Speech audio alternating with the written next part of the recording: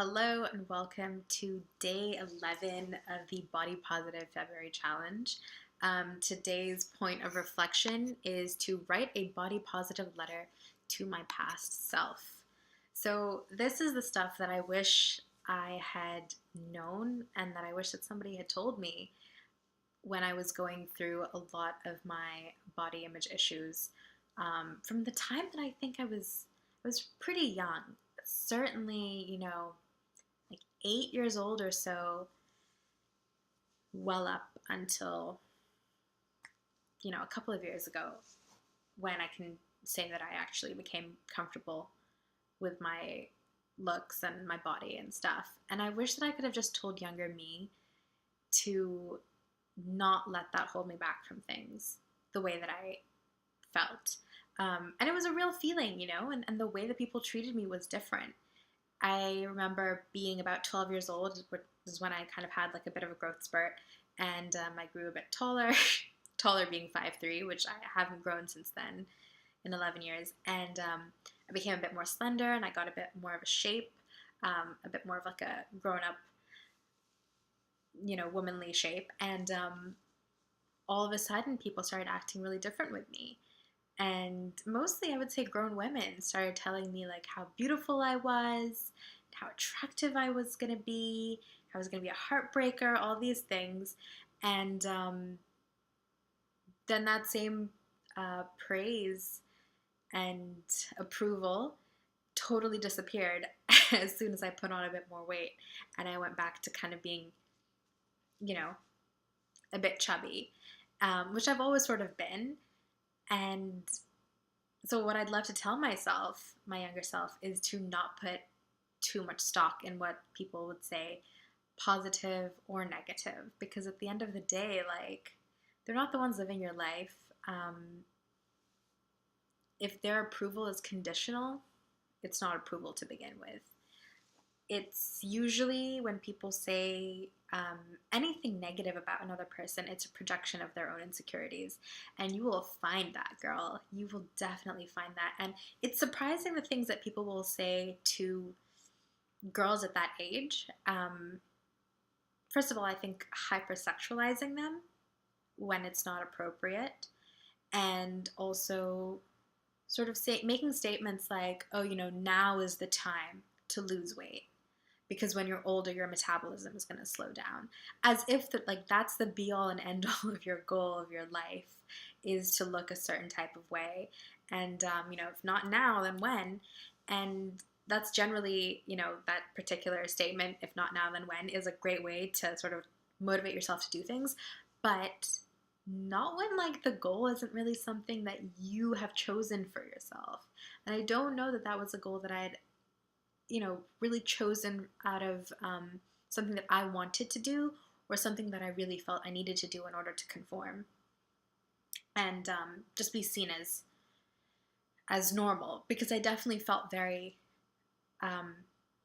very abnormal for a very long time, and that made me so uncomfortable and so insecure with the way that I looked that I didn't want to participate in sports.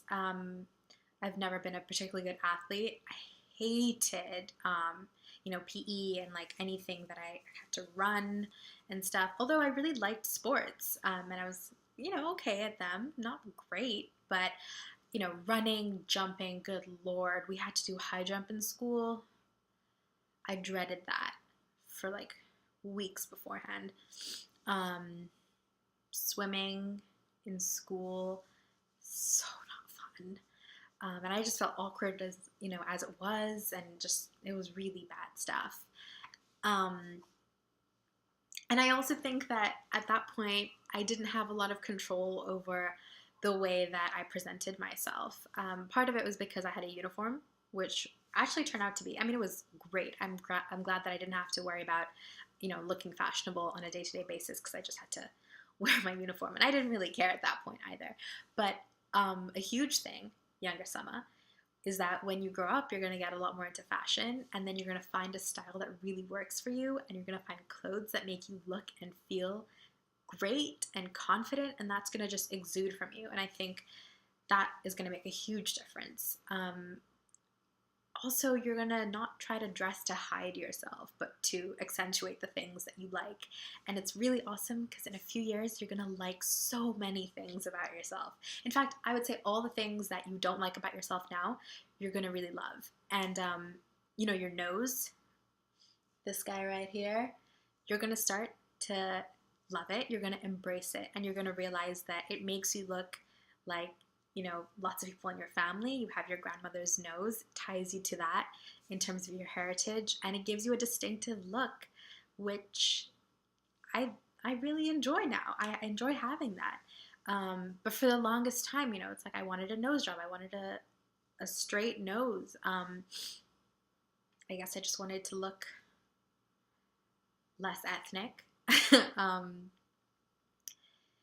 in a while, your figure is going to become much more celebrated in the mainstream, which is great because it adds to confidence boost when you see women with similar body types to you being presented as attractive. That's huge. But at the same time, if this goes out of fashion, you shouldn't let that change your self-perception of what you think is attractive and what you think your best qualities are. Another really wonderful thing is that I'm so glad I wasn't really told very much, that I was the pretty girl, or that isn't the box that I was put in. And I don't think people should be put in boxes necessarily, but because my looks were never the focal point, I developed a really strong personality. And I wouldn't say it was like, as a substitute or anything. I think it's really wonderful because now I have that strong foundation. I have that strong sense of who I am. My identity is very much tied to my thoughts and my brain.